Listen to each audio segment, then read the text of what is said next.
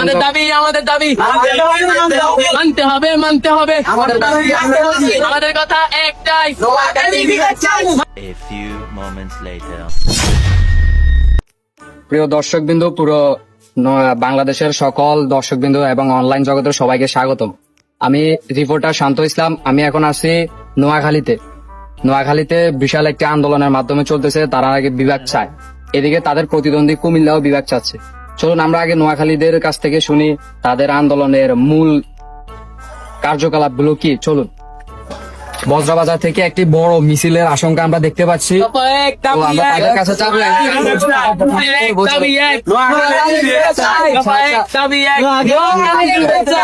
আপনাদের মাঝে যে কোনো একজন আসুন, আমার সাথে কিছু কথা বলেন। আমি অনলাইনে আছি, তো আমি চাই ভিডিও তো সবাই দেখুক। তো আন্দোলনকারীর একজন প্রধানকে আমি এনেছি, তাদের সাথে আমার কিছু কথা হবে। তো ভাই, আপনাদের মূল আন্দোলনের কারণটা কি জানতে পারি? আমাদের মূল কারণ হচ্ছে আমরা নোয়াখালী বিভাগ চাই।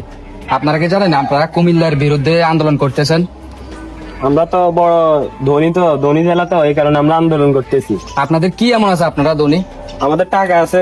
কুমিল্লাতে শিক্ষা বোর্ড আছে, আপনাদের কি আছে? আমাদের টাকা আছে। কুমিল্লাতে একটি বিশ্ব রোড আছে, আপনাদের কি আছে? আমাদের টাকা আছে, টাকা থাকলে সব হয়। কুমিল্লাতে একটি বড় হসপিটাল আছে। নোয়াখালীতে এমন কোন হসপিটাল নেই যে আপনাদের সবাই নোয়াখালী থেকে কুমিল্লাতে যাওয়া লাগে। আপনাদের কি আছে? আমরা বাইরে যাই, আমরা চিকিৎসা করব। আপনারা বাইরে যেয়ে চিকিৎসা করবেন, তাও তো আপনাদের নোয়াখালীতে এমন কিছু নেই যে আপনারা বিভাগ পাবেন।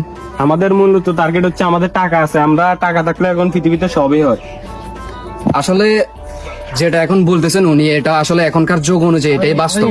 টাকা থাকলে সবই সম্ভব। আপনি টাকা থাকলে আপনি যেখানে ইচ্ছা সেখানে চলে যেতে পারবেন। চাইলে আপনি বিদেশে গিয়েও চিকিৎসা করতে পারবেন। তো কুমিল্লার চাইতে আমার মনে হয় যে নোয়াখালী বেস্ট। যত কিছুই হোক না কেন, টাকা থাকলে আপনি জীবনের সবকিছু পাইবেন। কুমিল্লাতে এমন টাকা নেই। আর এই বাংলাদেশের সবচেয়ে ধনী জেলা হিসাবে পুরস্কৃত পাইছে, বা যাই হোক, নোয়াখালী সবচেয়ে ধনী জেলা হিসাবে স্বীকৃতি পাইছে।